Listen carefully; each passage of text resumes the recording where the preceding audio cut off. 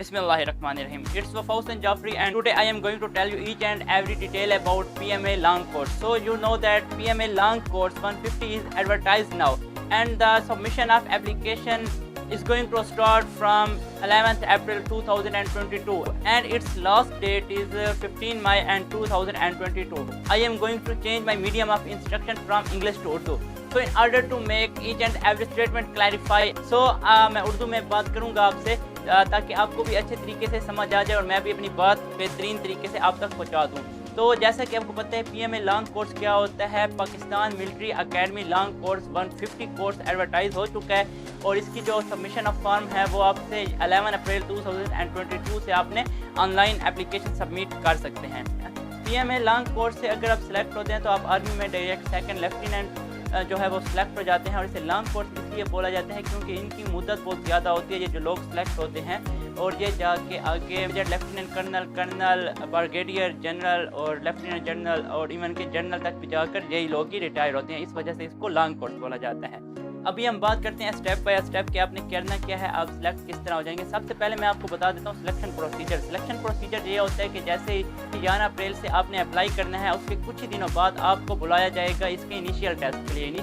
अगर आप स्टार्ट वाले दिनों में अप्लाई करते हैं तो आपको उन्हीं दिनों में यानी हफ्ते के अंदर ही बुला लिया जाता है इनिशियल टेस्ट के लिए और ये रमज़ान का सीज़न होगा, आई थिंक ये अच्छी बात है। और अगर आप एंड पर भी अप्लाई करते हैं तो फिर भी इतना फ़र्क नहीं आता है। ये नहीं कि आप अगर लास्ट डेट्स में जाकर अप्लाई करें तो फिर आपका इनिशियल टेस्ट भी बहुत एंड पे रहेगा, नहीं ऐसा नहीं होता, कुछ ही दिनों का फ़र्क पड़ जाता है अगर आप चाहे बिल्कुल एंड पर जाकर भी अप्लाई करते हैं। तो बेहतर ये है कि आप जल्दी से अप्लाई करें। इसके बाद आपका इनिशियल टेस्ट होगा। इनिशियल टेस्ट में आपका क्या होता है, इसमें आपका वर्बल पोर्शन होता है, नॉन वर्बल पोर्शन होता है, उसके बाद आपका एकेडमिक पोर्शन में PMA के लॉन्ग कोर्स में आपकी इंग्लिश आती है, पाक स्टडी आती है, इस्लामियात आती है, general knowledge and current affair आता है, वर्बल नॉन वर्बल से हटकर।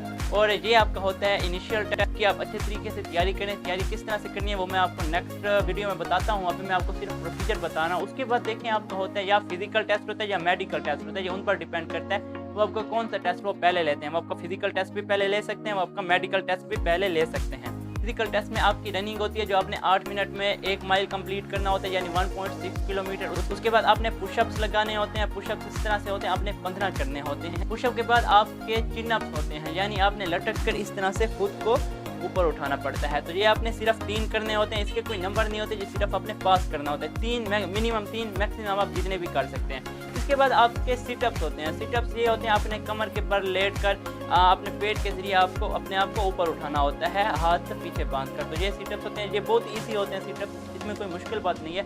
जो आपकी मुश्किल चीज़ है वो रनिंग है और रनिंग भी आपकी कभी फेल नहीं हो सकती अगर आप रोज़ थोड़ा थोड़ा रन करना स्टार्ट करते हैं। ये काफ़ी ईजी जॉब है क्योंकि आर्मी की रनिंग भी ईजी होती है, इसमें 8 मिनट होते हैं। बाकी जो आप ISF वगैरह के टेस्ट देते रहते हैं उसमें जो आपकी रनिंग होती है वो 7.5 मिनट या 7 मिनट की होती है। तो आर्मी की रनिंग सबसे ईजी है, ये बात याद रख लें। चिन अप के लिए डेली ट्राई करें, अपना वेट लॉस करें और खुद को उठाने की कोशिश करें। जो पतले लोग हैं जिनका वज़न कम होता है तो उनके लिए चिन अप्स बहुत इजी हो जाते हैं, लेकिन जो थोड़े हेल्दी पर्सन्स होते हैं उनके लिए चिन अप्स करना थोड़ा मुश्किल हो जाता है। तो चिन अप्स की प्रैक्टिस लाजमी है। क्लियर है यहाँ तक, इसलिए आपको अभी से बता रहा हूँ कि आप अभी से इसकी प्रैक्टिस करें क्योंकि जैसे ही आपने अप्लाई करना है उसके बाद इनिशियल टेस्ट होना है और इनिशियल टेस्ट के 1 वीक के अंदर ही फिजिकल और मेडिकल टेस्ट हो जाता है। तो फिजिकल टेस्ट अगर आप फेल भी हो जाते हैं तो कोई मसला नहीं है। अगर आपकी रनिंग फेल हो जाती है, कोई भी स्टेप फेल हो जाता है, सिटअप, चिनअप, पुशअप, तो आपको ये टाइम देते हैं, 1 हफ्ते का टाइम देते हैं या 2 हफ्ते का भी टाइम देते हैं कि आप प्रैक्टिस करके फिर आएँ, फिर आपसे वो लेते हैं दूसरी मरतबा। तो इसमें आपने टेंशन बिल्कुल नहीं लेनी फिजिकल टेस्ट के हवाले से। उसके बाद जो होता है मेडिकल टेस्ट में आपकी फुल बॉडी प्रोब होती है, इसमें कोई शक की बात नहीं है। आपकी आइज़ चेक की जाती है, आपकी विजन चेक की जाती है, आपका BMI चेक किया जाता है, वेट होता है, आपकी हाइट चेक की जाती है। ये तो बेसिक चीज़ें। आपका फ्लैट फीट चेक किया जाता है। फ्लैट फीट से मुराद आपका पाँव बिल्कुल सीधा तो नहीं है, पाँव में थोड़ा सा आपके कर्व होना चाहिए। तो ये मुख्तलिफ किस्म से चेक किया जाता है। अब आप फिजिकल टेस्ट में भी फिट हो जाते हैं और मेडिकल टेस्ट में भी फिट हो जाते हैं इनिशियल पास करने के बाद। तो उसके बाद आपका PMA लॉन्ग कोर्स में इनिशियल इंटरव्यू होता है। इनिशियल इंटरव्यू आपका उसी सेंटर पर भी होता है जिस सेंटर में आप अपेयर हुए थे इनिशियल टेस्ट देने के लिए। तो इनिशियल इंटरव्यू इसका काफ़ी मुश्किल होता है, ईजी नहीं होता क्योंकि जब हमने दिया था तो अगर 20 बंदे इनिशियल इंटरव्यू पर होते हैं तो उसमें से आधो निकाल देते हैं, यानी 20 बंदों में से 10 बंदे इनिशियल इंटरव्यू पास कर सकते हैं और 10 बंदे जो हैं वो इनिशियल इंटरव्यू में फेल हो जाते हैं। तो टफ होता है इनिशियल इंटरव्यू, ये बात याद रख लें। जब आप इनिशियल इंटरव्यू में पास हो जाते हैं तो उसके बाद आपने ISSB के लिए फॉर्म फिल करना होता है, वो आपने फिल करके भेजना होता है। उसका प्रोसीजर क्या होता है, प्रॉपर प्रोसीजर है, वो भी मैं आपको समझा दूंगा।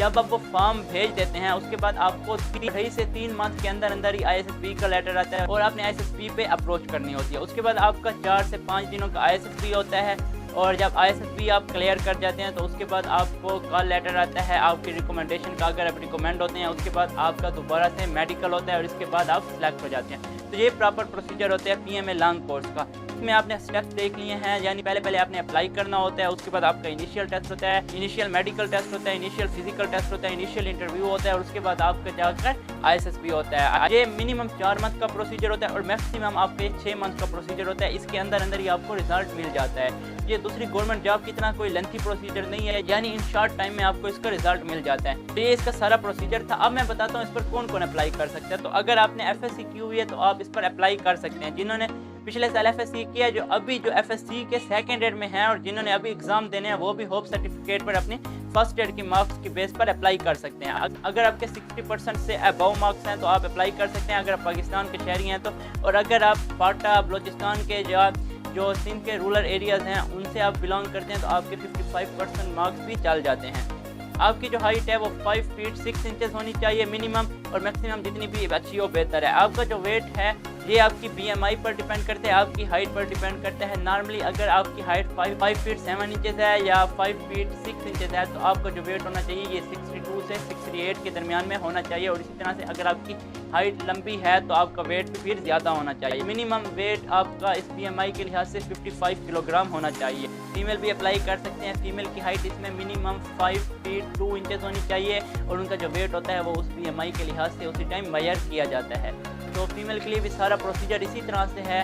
उनका भी फिजिकल टेस्ट होता है, मेडिकल टेस्ट होता है इनिशियल में, तो और उनकी भी रनिंग होती है। तो ये सारा प्रोसीजर है PMA लॉन्ग कोर्स का। मैं आपको ये मशवरा दूंगा जिन लड़कों ने अभी तक FSC क्लियर नहीं की, जो अभी तक FSC के एग्ज़ाम दे रहे हैं, वो इस पर अप्लाई ना करें, क्योंकि इससे उनकी जो FSC की कंसंट्रेशन है वो थोड़ी सी इंक्लाइन हो जाती है और आप उस तरह से अच्छा नतीजा शायद नहीं ला सकते। तो ये जो असामियाँ हैं PMA लॉन्ग कोर्स की, ये हर 6 महीने के बाद आती रहती हैं। तो अभी नहीं तो ये अगस्त के बाद फिर से एडवर्टाइज होती हैं, यानी अक्टूबर नवंबर में ये फिर से आ जाएंगी। तो तब आपकी FSC भी क्लियर होगी, आप तब अप्लाई कर लें। और जो लोग पिछले साल FSC कर चुके हैं उनके लिए बहुत ही अच्छा मौका है, वो लाजमी अप्लाई करें। तो अगर वीडियो पसंद है, इन्फॉर्मेशन पसंद आई हो, लाइक करें, चैनल सब्सक्राइब करें। मिलते हैं नेक्स्ट वीडियो में, तब तक के लिए अपना ख्याल रखें। अल्लाह हाफिज़।